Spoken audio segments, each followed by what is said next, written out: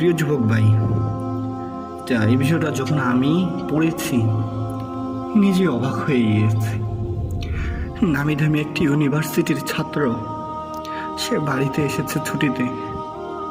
সে রাতের বেলা ঘুমাতে গিয়েছে, তার সকল দরজা জানলা অফ করে দিয়েছে সে। তারপর মোবাইল থেকে সে অশ্লীল সিনেমাগুলো, বিভিন্ন খারাপ দৃশ্যগুলো সে দেখতে শুরু করলো। তারপর সে যখন দেখতেছে হঠাৎ করে দেখতেছে তার সামনে একটা কালো কুৎসিত ব্যক্তি দাঁড়িয়ে আছে। তার হাত থেকে মোবাইলটা পড়ে গেল। সে অবাক হয়ে তাকিয়ে রইল, হায় আমার তো দরজা জানলা সব বন্ধ, কে আমার রুমে প্রবেশ করলো?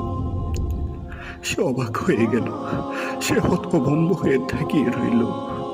ওই দিক দিয়ে ঠিকই পর্নোগ্রাফিগুলো চলতেছে মোবাইলের মধ্যে, কিন্তু সে আজ কথা বলতে পারছে না।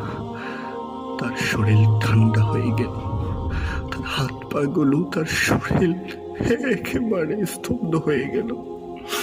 সে ডেড বডি হয়ে গেল।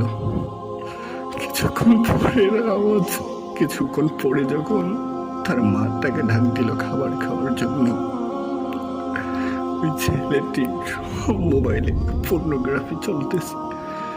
ঘরের ভিতর থেকে কোনো আওয়াজ নেই। মা দরজা খুলতে বলতেছে, খুলে না দরজা। সবাই তো অবাক, দরজা খুলে না কেন? দরজা ভেঙে ঘরের মধ্যে প্রবেশ করলো, কিন্তু তখনও তার মোবাইলে পর্নোগ্রাফি চলছে।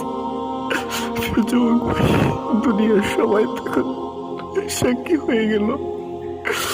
ওই ছেলেটা পর্নোগ্রাফি দেখতো, ওই ছেলেটা সিনেমা দেখতো। প্রিয় ভাই, তোমাদের হাতে ধরে বলে এগুলো ছেড়ে দাও, এগুলো ছেড়ে দাও ভাইয়া।